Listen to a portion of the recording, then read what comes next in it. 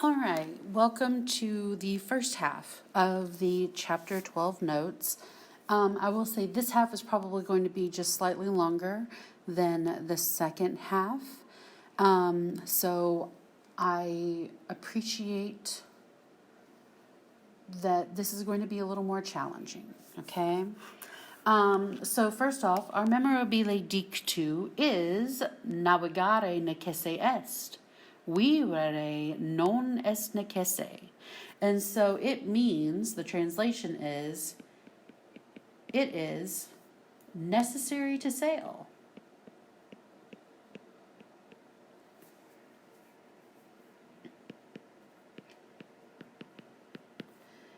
It is not necessary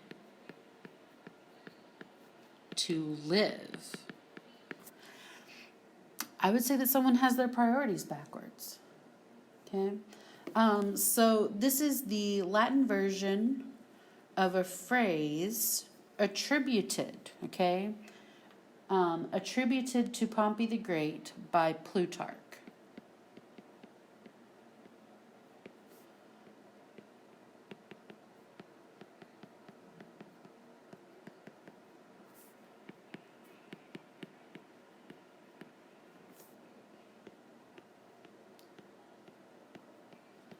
Okay, and this is Pompey, okay, not the town of Pompeii.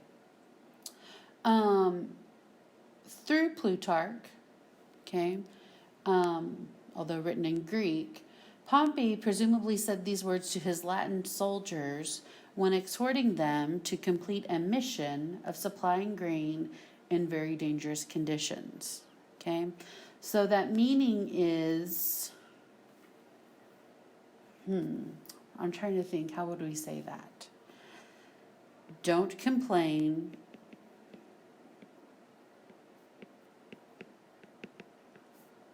Just do your job.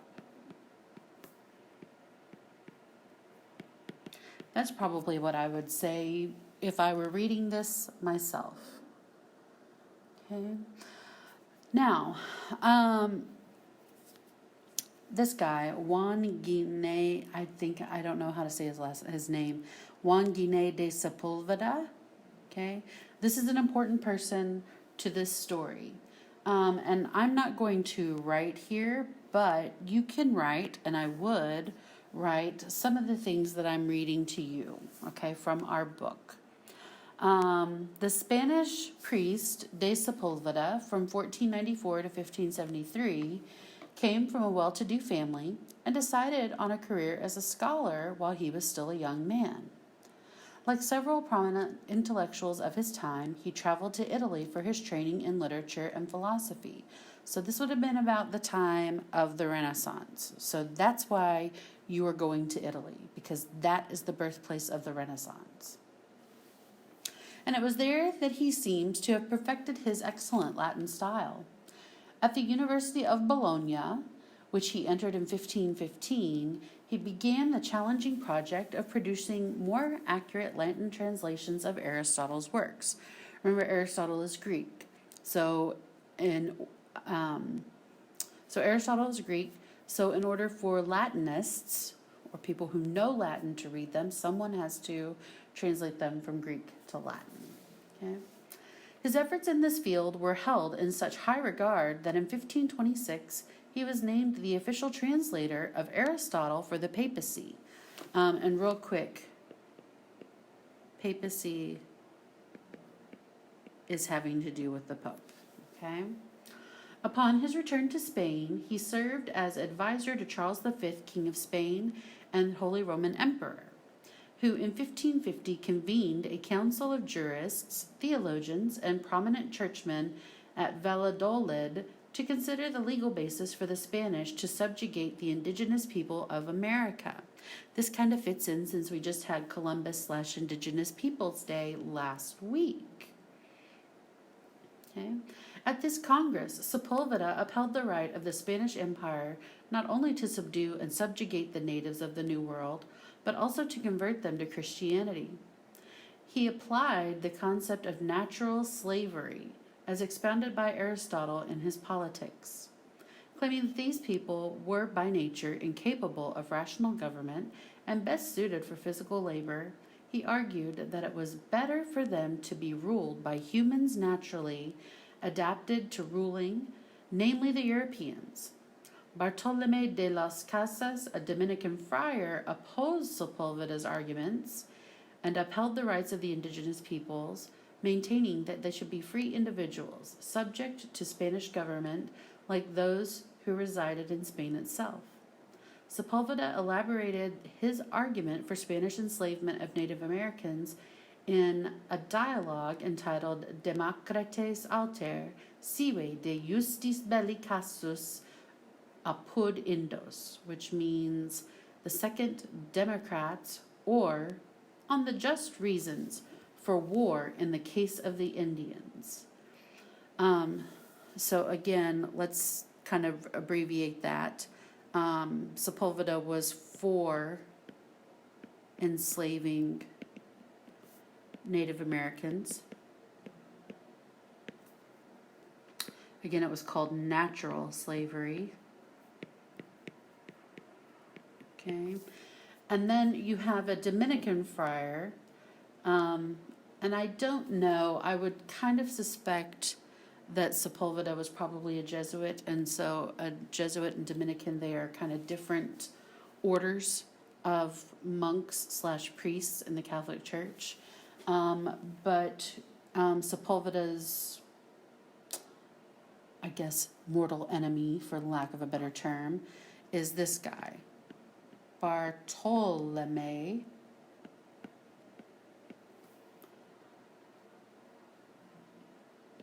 de las Casas.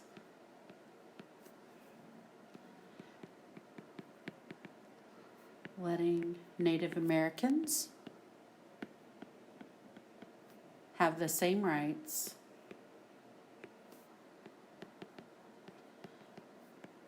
as those people residing in Spain. Okay. So the story that we're going to read here in chapter 12 is actually about Christopher Columbus. Okay, he was kind of because of how he treated the natives in both, or the indigenous people in both North America and Central America. Really has a very bad reputation now at this point. So now we're going to talk about temporal clauses. Okay, temporal has to do with time. Okay, so one of the biggest words that introduces a temporal clause is our little friend cum. Okay, and so that's why we're going to talk about what cum means with all these different things. Okay, so first off, we know that cum as a preposition means with. Okay, we know that. We've known that since like chapter 4. Okay, if you have cum plus an indicative verb, okay, so that's what that means. Cum as an indicative conjunction, it means when.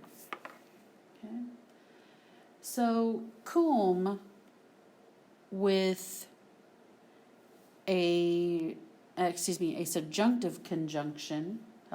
Try to say that fast.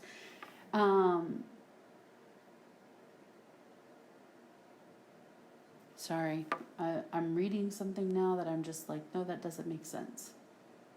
Okay, so it can mean when. It can mean since. And it can also mean after. Okay, so it's going to depend on some certain things. Okay, so when you have cum plus indicative, this indicates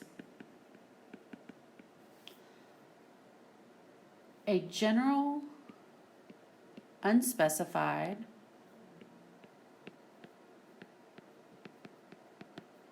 circumstance. Okay. Which could occur at any time.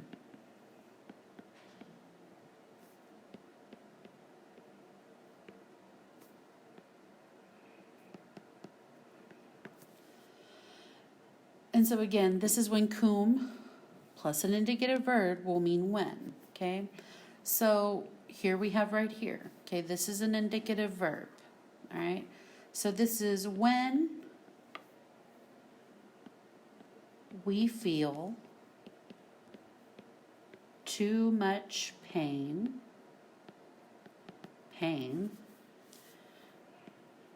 we shed or pour out. If we were being literal, we shed tears. Okay? So, cum with the imperfect subjunctive, okay, refers to a concrete or specific circumstance in the past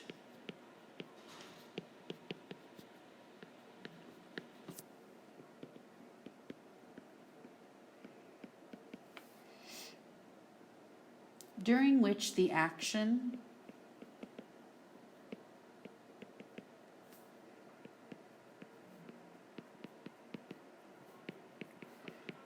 of the main clause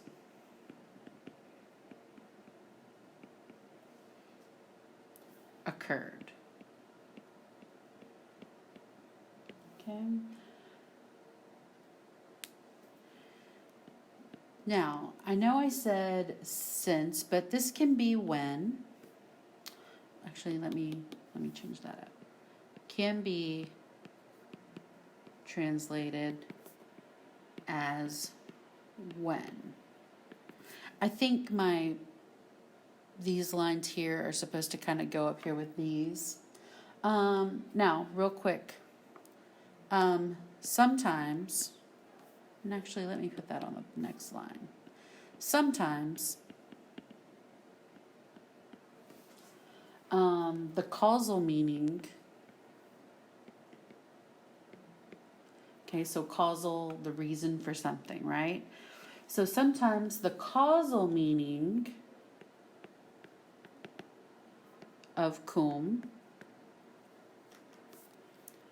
is stronger than the temporal.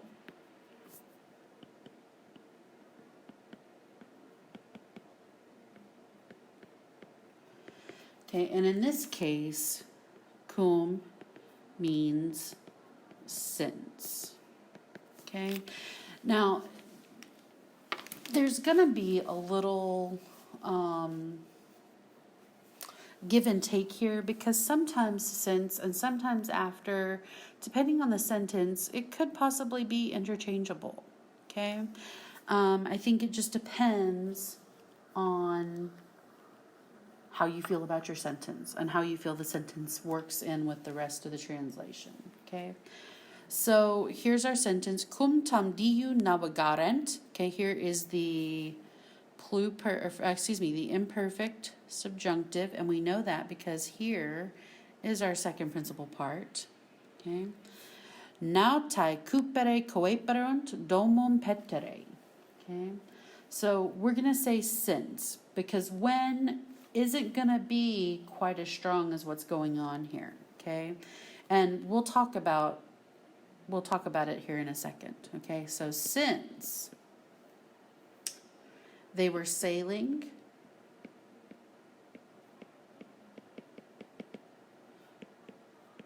for such a long time,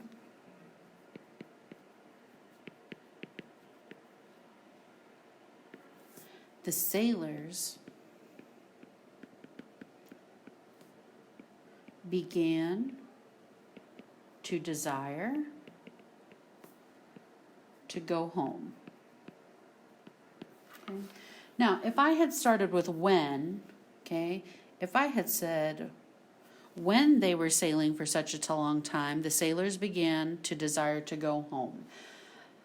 I mean, that works, but I don't think that it's quite as strong as using the since. Okay?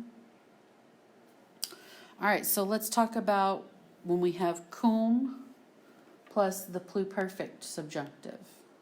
Okay? And so cum and the pluperfect subjunctive refers to a concrete or specific circumstance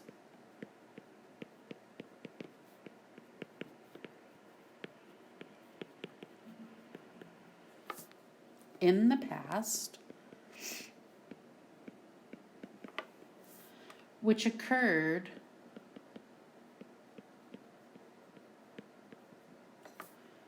before the action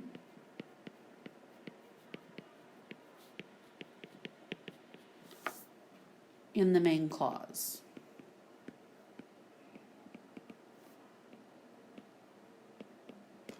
Okay, in this case, cum will equal or will mean after. Okay, so real quick, here you have the pluperfect subjunctive, and we know because we have the SSE here. Okay, and it's happening before this main verb. Okay, and this is perfect.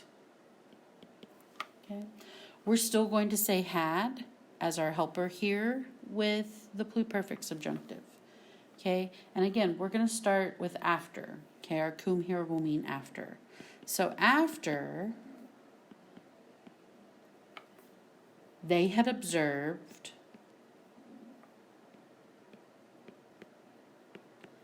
a light, the sailors understood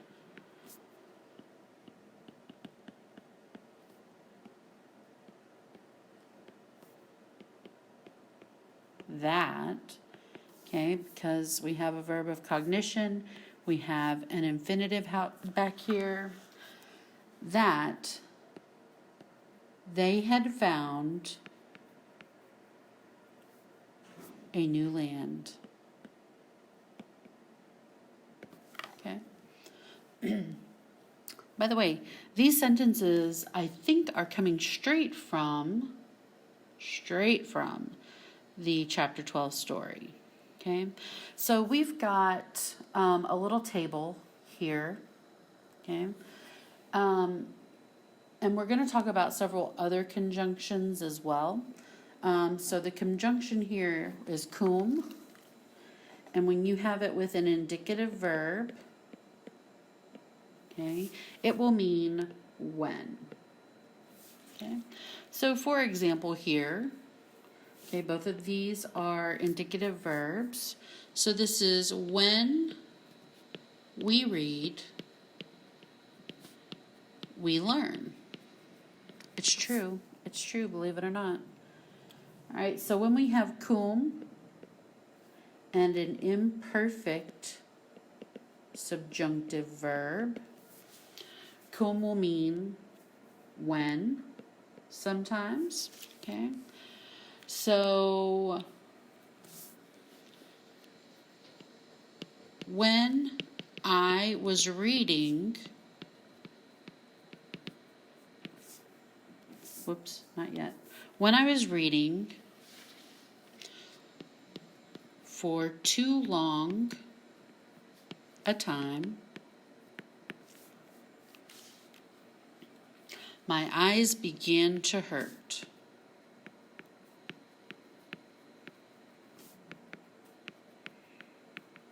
Okay. So then, now notice here is our pluperfect verb. So when you have cum and a pluperfect subjunctive verb, cum means after. Okay? And so after I had read the book,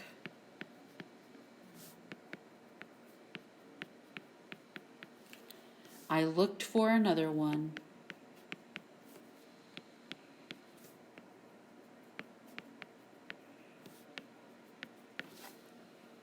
Okay? All right, we've got a couple more conjunctions. Some we have seen before. Some maybe not quite. Okay. Next, we're going to have dum. It's not dumb, it's dum. And you'll see this with indicative. Okay. And this is going to mean while. Okay, dum means while. While there is hope, we must hope. Okay. All right, we've seen postquam before. We have seen postcom before. Okay, and this is with indicative verbs. Okay, and this is going to mean after. Okay, after you called me, I came to you.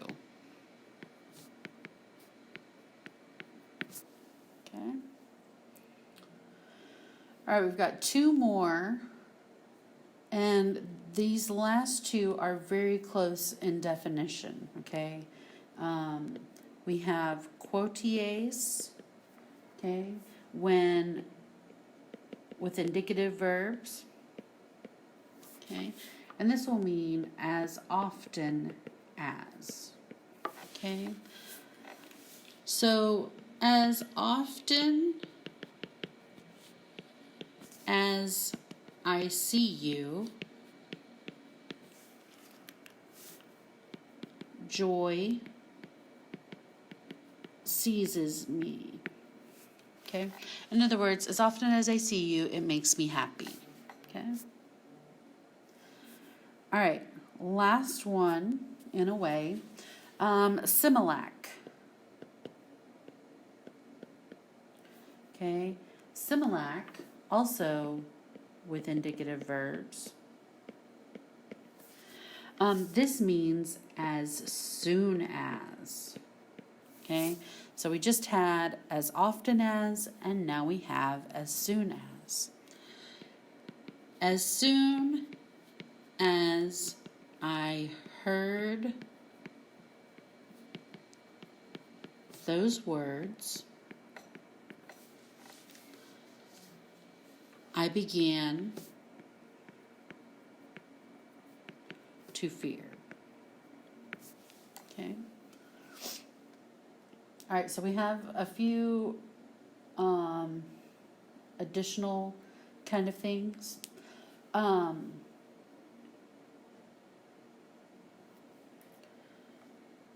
So when postquam occurs in a sentence,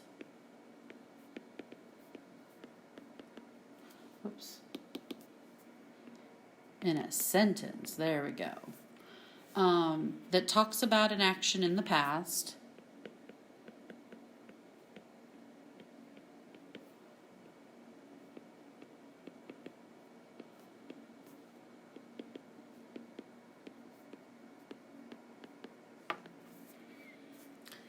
it very often introduces a subordinate clause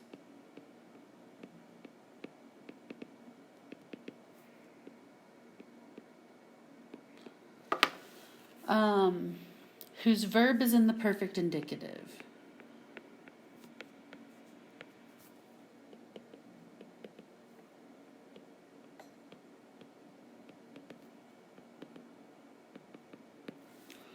Okay.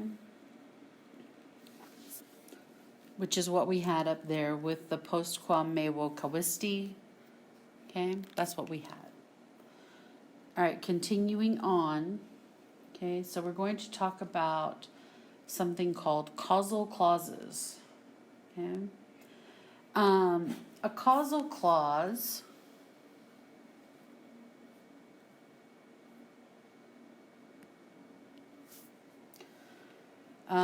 presents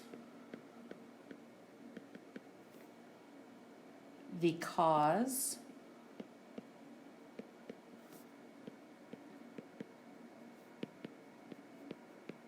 as the thought of a person in the narrative.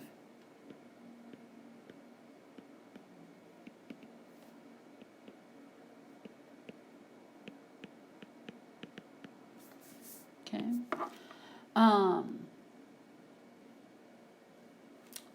And I need to add, but not necessarily the author.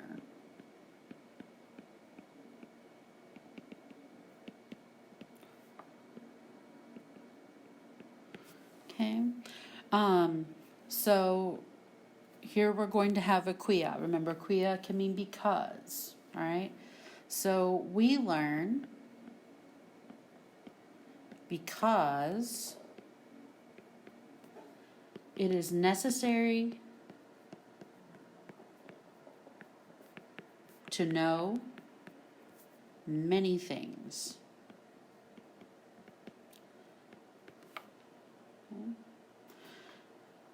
We could also say to know more, but I like many things better. Okay?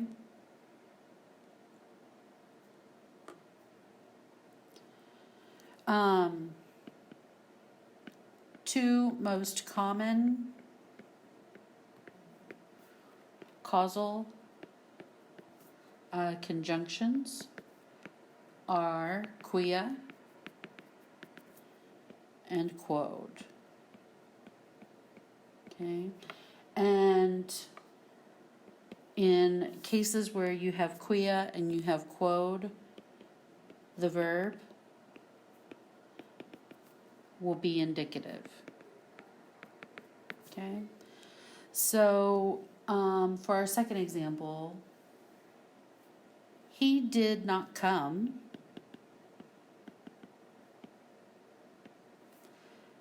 because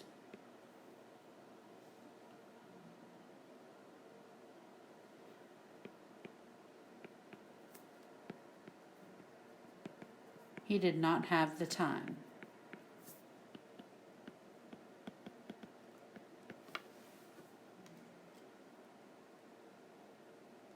Okay. Now, if you'll notice, our quod here is actually using subjunctive. Okay. So quod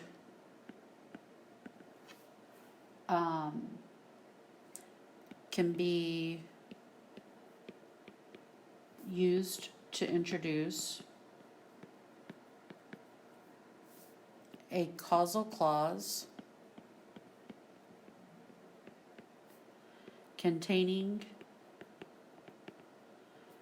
either a subjunctive verb or an indicative verb. Okay. Now, sometimes, again, cum might actually introduce a causal clause as well. Okay. And this is when cum would mean since. Okay. So we're going to say since the sea was empty,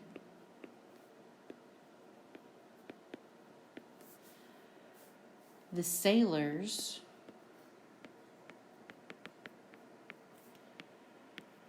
were unwilling to hope.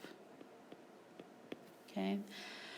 We could have said when the sea was empty, the sailors were unwilling to hope, but again, kind of making it a little stronger with that since. Okay. All right, concessive clauses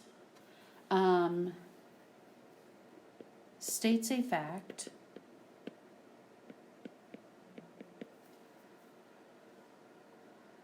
despite which the action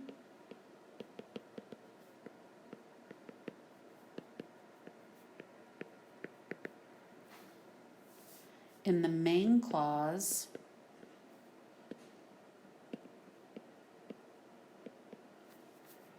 happens or is true. Okay. All right, so a couple of ways that this could happen.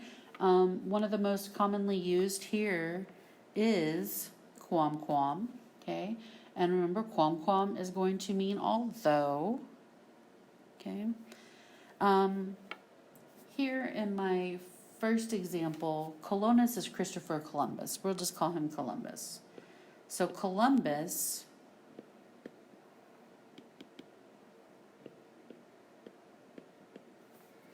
began to fear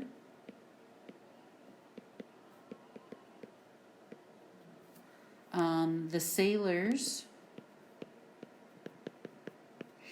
indeed.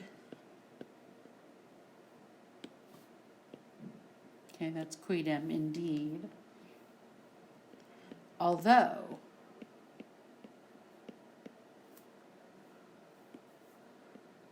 he never lost hope about the voyage itself. Okay.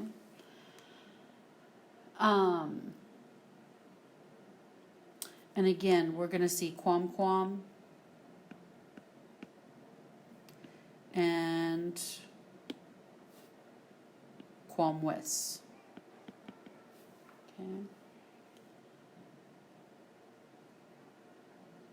There's a lot of things going on in the library right now. It's kind of distracting.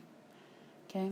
So here on our second example, quam quam, although the journey is long,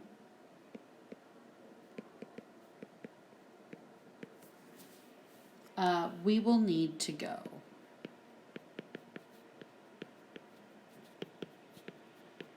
Okay.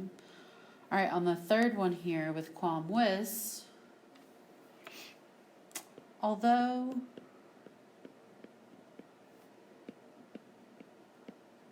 you do not want to go with me,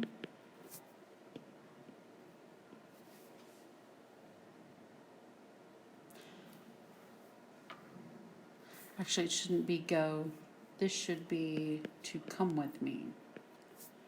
Nevertheless,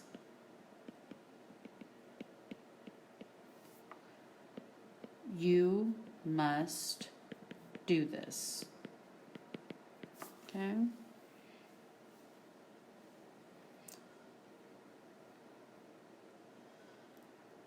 All right, and so one little thing here. If you see Tommen in the main clause, you have a concessive sentence. Okay? So just like we had up here, we had Tommen in this one, definitely a concessive sentence.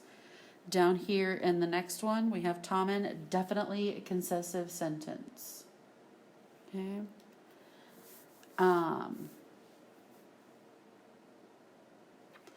So here we go on this last one.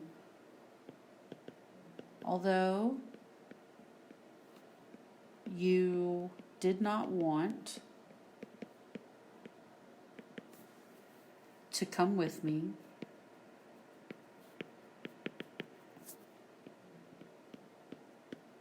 nevertheless, you were obliged to do this.